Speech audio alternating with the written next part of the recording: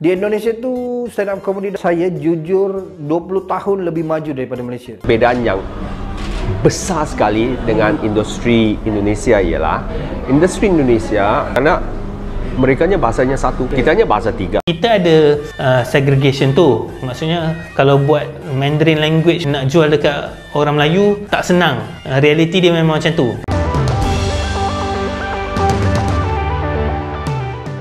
Ya, dunia hiburan Indonesia kerap menjadi perbandingan oleh tetangga. Selain lagu, musik dan film, hal yang juga mereka ulas adalah hiburan stand-up komedi, yang menurut mereka, negaranya tertinggal 20 tahun dari Indonesia. Sebenarnya kalau di stand up comedy dalam bahasa Melayu, sebenarnya di Indonesia sangat maju. Di Indonesia tu stand up comedy dalam bahasa Melayu bagi saya jujur 20 tahun lebih maju daripada Malaysia. 20 tahun. Sebab di Indonesia tu diorang ada community stand up yang dia panggil komunitas. So setiap daerah dia ada community dia. Dan setiap bulan diorang akan berlawan mencari yang paling lucu, and then wakil ini untuk berlawan di negeri pula, stand up comedy negeri macam gitu. So dalam bahasa Melayu mereka sangat bagus. Aku rasa mungkin beribu stand up comedian di Indonesia. Yang bagusnya di Indonesia, performer dia ramai, and then dia punya penonton pun sudah terdidik.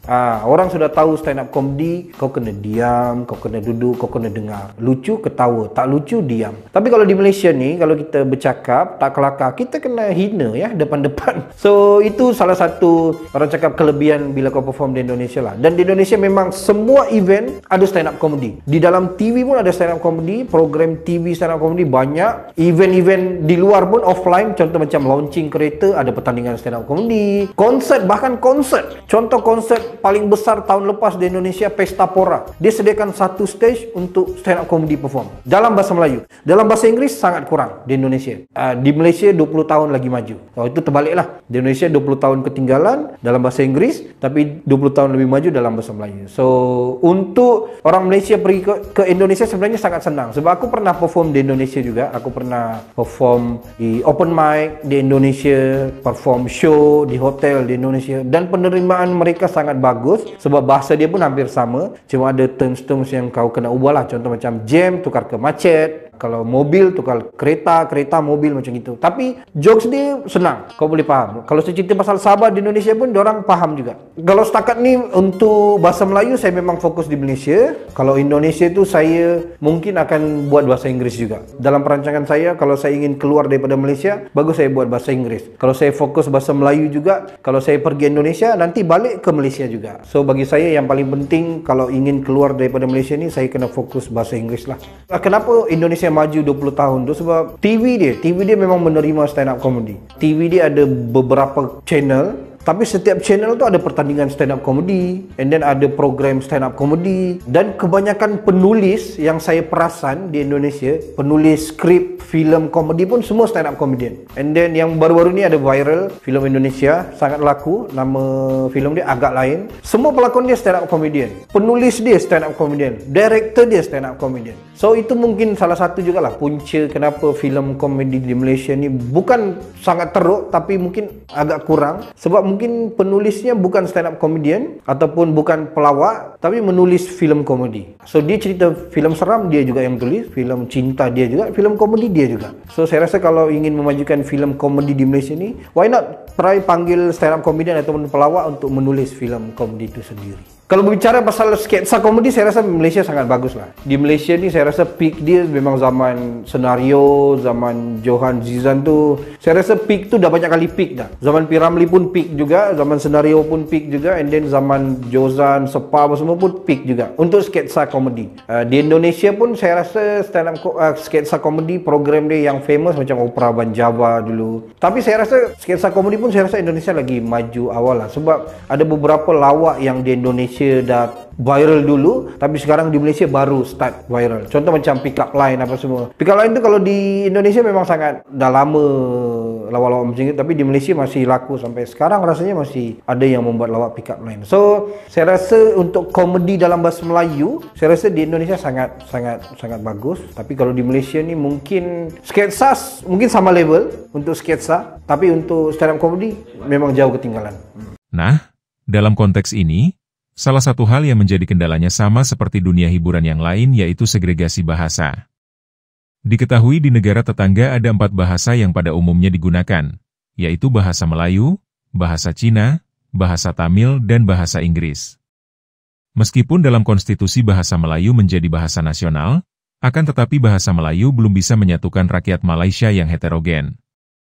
Ada sebagian rakyatnya yang beretnis lain, meskipun berwarga negara Malaysia namun tidak paham atau belum bisa berkomunikasi dalam bahasa Melayu. Dan itu pun pernah terjadi dalam momen panggung stand-up komedi. Miss paham bahasa Melayu tak? Kurang tak? Kurang paham bahasa Melayu?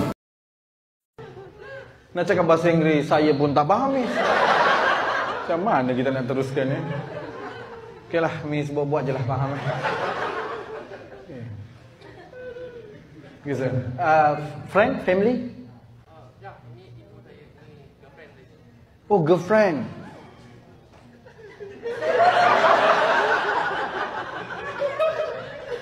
Saya ramai tahu kawan Chinese yang boleh cakap Melayu.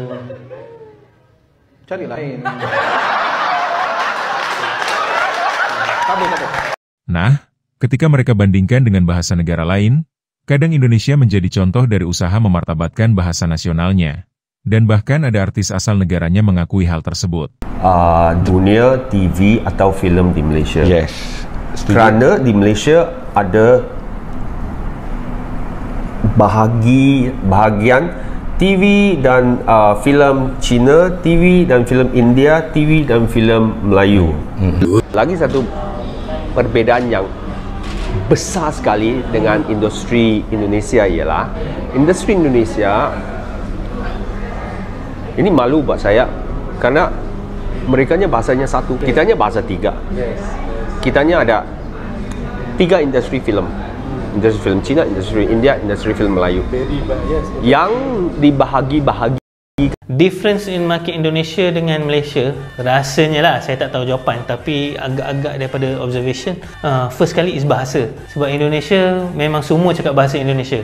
So dia jadi satu market. Taste dia lain-lain kan, tapi dia keluar bahasa Indonesia, dia tahu ni cerita Indonesia kan. So kita ada segregation tu. Maksudnya kalau buat Mandarin language punya movie nak jual dekat orang Melayu tak senang. Reality dia memang macam tu kan. Siapa buat cerita Tamil kat Malaysia nak jual kat orang Cina tak senang. So 32 juta ni kalau dah terbahagi macam tu. Lalu ada juga profesornya yang mengusulkan agar Malaysia ambil kamus bahasa Indonesia dan cukup tukar kulitnya untuk dijadikan kamus bahasa di negaranya.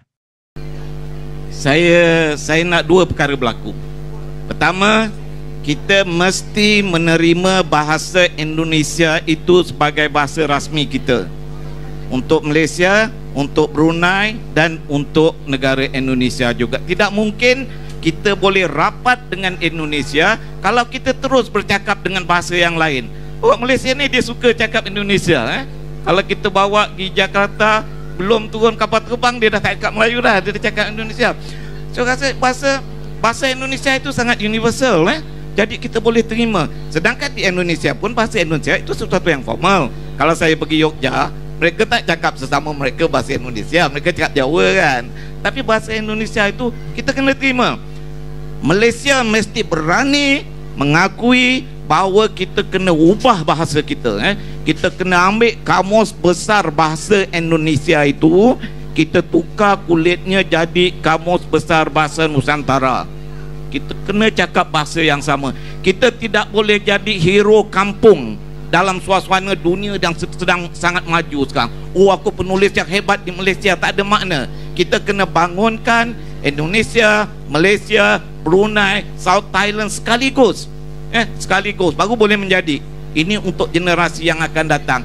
Dengan adanya internet, budak-budak kita sudah sangat familiar dengan bahasa Indonesia. Nah, kembali ke soal dunia hiburan, dengan adanya segregasi bahasa ini, maka dalam dunia hiburan baik itu lagu, film maupun stand-up komedi juga ikut terpengaruh. Karena penikmat dan pendukung paling pertama sebagai basisnya adalah rakyatnya sendiri, sebelum negara luar. Jika di dalam negara masih terjadi pengkotak-kotakan, maka apapun hasil karya dari seni hiburan hanya berjaya pada kaumnya sendiri. Dan solusinya adalah dengan menggunakan bahasa Inggris itu pun jika bersaing dengan pasar luar negeri. Oke, terima kasih sudah menonton video ini hingga usai.